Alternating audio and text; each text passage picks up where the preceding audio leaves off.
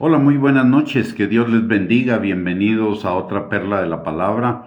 El día de hoy vamos a compartir acerca de Jesús el novio. En la palabra de Dios está el libro de Cantares y es el amor del manual de pareja en la Biblia, pero también el manual de nuestro amor para con Dios. Y la palabra que se usa para novio en ese libro es la palabra hebrea katán. El significado de esta palabra es más profundo que simplemente novio. Puede traducirse como el que se une a sí mismo. En Cantares, lo encontramos en Cantares capítulo 6, versículo 3, y dice: yo soy de mi amado y mi amado es mío. Él apacienta entre los lirios. O sea, nos damos cuenta que ahí hay una unidad. Por el otro lado, en Cantares capítulo 7, versículo 10 dice: yo soy de mi amado y en mí tiene su contentamiento. O sea, ahí llegaron a una unión plena, a una unión absoluta, que es el objetivo del noviazgo y del matrimonio, de acuerdo a lo que nos enseña Génesis capítulo 2, versículo 23 al 24. Sin embargo, la mayoría de personas no ven a Dios como un novio, no ven a Dios como alguien cercano, más bien lo ven como alguien distante o inaccesible, alguien a quien debemos convencer para que nos perdone, pero Dios es en la persona de Cristo, es el Catán, el novio, y por lo tanto es el que quiere unirse a sí mismo con nosotros, en su naturaleza, en su corazón. En Colosenses capítulo 2, versículo 10, la palabra dice al respecto de esa unidad: y vosotros estáis completos en él, que es la cabeza de todo principado y potestad. En Santiago capítulo 4, versículo 5, la palabra de Dios dice que el Espíritu que Él ha hecho morar en nosotros nos anhela celosamente. Y Oseas 2:14 también nos dice que Él nos atraerá y nos llevará al desierto y hablará a nuestro corazón y nos enamorará, nos seducirá.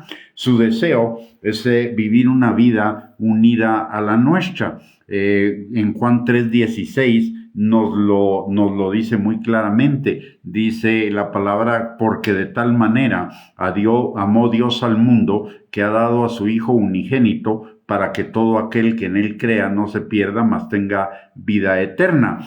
Por un lado. Por el otro lado, la palabra de Dios también nos enseña en Gálatas capítulo 2, versículo 20, que el deseo del corazón de Dios es que ya no vivamos nosotros, sino Cristo viva en nosotros, que seamos una unidad con Él. Y en Colosenses capítulo 3, versículo 3, la palabra de Dios dice que nuestra vida está escondida con Cristo en Dios, es decir, una unidad entre Él y nosotros. Y en esta unidad, en esta relación, algo que es importante también entender es que no somos nosotros los que nos acercamos a Él, es Él el que se acerca a nosotros, como dice la palabra en Juan 3:16, y también en Primera de Juan capítulo 4, versículo 19. Nosotros le amamos a Él porque Él nos amó primero, y esa manifestación de que Él nos amó primero es que nos predestinó desde antes de la fundación del mundo, nos conoció desde ese tiempo. Aparte, hace 2000 años Él pagó el precio en la cruz del Calvario para que usted y yo pudiéramos ser uno con Él, y porque Jesús es el novio, el que se ha unido a sí mismo a nosotros. Por eso la palabra de Dios dice en 2 Corintios 5:17 que el que está en Cristo y notemos, está en Cristo, unido a Cristo, es una nueva criatura. Las cosas viejas pasaron y todas fueron hechas nuevas. Y en 2 de Pedro capítulo 1, versículo 3 al 4, la palabra de Dios dice que Él nos ha dado preciosas y grandísimas promesas para que por ellas lleguemos a ser participantes de la naturaleza divina, de su misma naturaleza, a ser uno con Él. No hay ninguna parte de nosotros a la que él no quiera unirse, a pesar de que sea una parte oscura, a pesar de lo pecador que todavía, de los pecados que todavía podemos cometer, a pesar de que nuestro corazón, por lo menos en alguna parte, todavía es engañoso y perverso porque no ha sido renovada por el Espíritu Santo, como dice también en Jeremías 17:9. Jesús no tiene ningún inconveniente en unirse a nosotros, en ser uno con nosotros, en ser el novio, y que nosotros seamos la novia, que estemos unidos a Él. Él se va a encargar a través de su Espíritu Santo de transformar esas áreas de nuestra vida que todavía puedan ser imperfectas o que todavía contengan fallas, errores o alguna situación de la vieja naturaleza. La palabra dice en Filipenses capítulo 1, versículo 6, que el que comenzó la buena obra en nosotros la perfeccionará hasta el día de Jesucristo. Y por el otro lado, Segunda de Corintios capítulo 3 versículo 18, también la palabra de Dios nos enseña que el Espíritu Santo nos está transformando cada día de gloria en gloria en la imagen misma de Cristo, para que lleguemos para que ya esa unidad sea perfecta. Ya es una unidad completa, porque usted y yo ya estamos en Cristo, pero es una unidad que se va perfeccionando cada día en la medida en la que usted y yo vamos siendo perfeccionados en el Espíritu, por el Espíritu Santo. Y debido a que Él es el novio, no hay nada que pueda separarnos de su amor, como dice la palabra en Romanos capítulo 8, versículo 37, del 37 al 39. Antes, en todas estas cosas, somos más que vencedores por medio de aquel que nos amó. Por lo cual estoy seguro de que ni la muerte, ni la vida, ni ángeles, ni principados, ni potestades, ni lo presente, ni lo porvenir, ni lo alto, ni lo profundo, ni ninguna otra cosa creada nos podrá separar del amor de Dios que es en Cristo Jesús, Señor nuestro. Si notamos ya, Él está unido a nosotros. Él ya está perfectamente unido a nosotros, de tal manera que nada ni nadie nos puede separar de su amor. De tal manera que lo que nosotros necesitamos es permitir que Él toque cada parte de nuestra vida, por imperfecta que sea, derivada de la vieja manera de vivir, que permitamos que Él la transforme, que Él la toque, que Él la cambie por el Espíritu Santo. Él se ha unido a nosotros. La pregunta es si nosotros estamos anhelando unirnos a Él. La palabra en Santiago capítulo 4 versículo 5 dice que el Espíritu que Él ha hecho morar en nosotros nos anhela celosamente.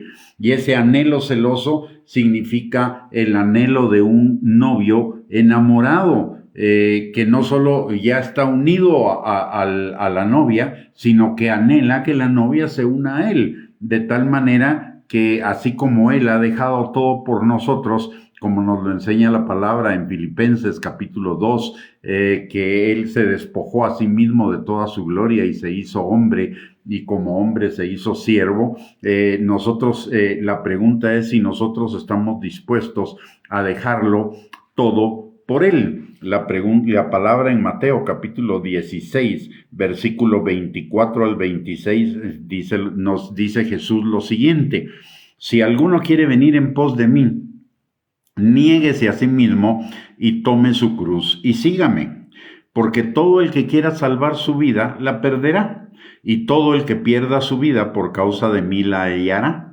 Porque ¿qué aprovechará al hombre si ganare todo el mundo y perdiere su alma? ¿O qué recompensa dará el hombre por su alma? Y en dejar todas las cosas por Él, para unirnos a Él, estar dispuesto a dejarlo todo por él, hay también una bendición muy grande. En Mateo capítulo 19, versículos 29 al 30, Jesús nos dice: cualquiera que haya dejado casa o hermanos o hermanas, o padre o madre, o mujer o hijos o tierras por mi nombre, recibirá 100 veces más y heredará la vida eterna.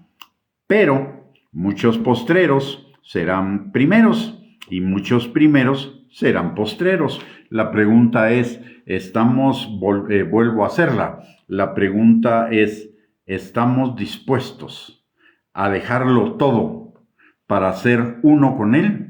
Él ya lo dejó todo para ser uno con nosotros. Ahora nos toca a nosotros la respuesta de si estamos dispuestos a dejarlo todo por Él y a ser uno con Él. La palabra nos enseña que es lo mejor que podemos hacer. Dice en Colosenses capítulo 3, versículo 3, que nuestra vida está escondida con Dios en Cristo. Y si estamos en Cristo, dice también la palabra en Colosenses capítulo 1, versículo 27, que Cristo en nosotros, la esperanza de gloria. Así que lo que necesitamos es morir a esa voluntad propia, al ego, a la carne, al yo, para ser uno con Él, de tal manera que podamos decir, como Pablo en Gálatas 2:20, ya no vivo yo, Cristo vive en mí. Y lo que ahora vivo en la vida terrenal, lo vivo en la obediencia al Señor Jesucristo.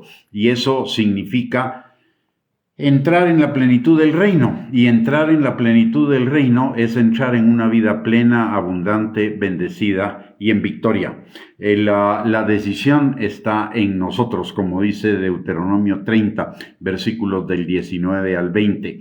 Hoy he puesto delante de ti la bendición y la maldición, la vida y la muerte. Escoge pues la bendición y la vida para que te vaya bien. Y escoger la bendición y la vida es escogerlo a Él. Es escoger dejar todo lo de la vieja manera de vivir, los deseos de la carne, los deseos de los ojos, la vanagloria de la vida, la autocomplacencia, la autogratificación, la autoexaltación, etcétera, para vivir para Él, para entregarnos totalmente a Él. En entregarnos totalmente a Él nunca hay pérdida. Todo es ganancia, como dice Pablo. Todo lo anterior lo tengo por basura, por ganar el amor de Cristo, por ganarlo a Él, por ser uno con Él, por estar totalmente en Él. Muy bien, con eso hemos llegado al final de esta perla de la palabra. Muchísimas gracias por conectarse. Que Dios les bendiga abundantemente y primero Dios nos volvemos a encontrar en otra perla de la palabra para seguir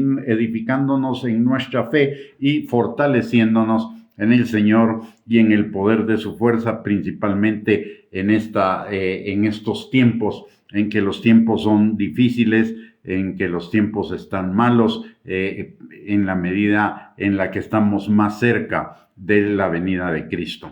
Bendiciones y un abrazo para cada uno.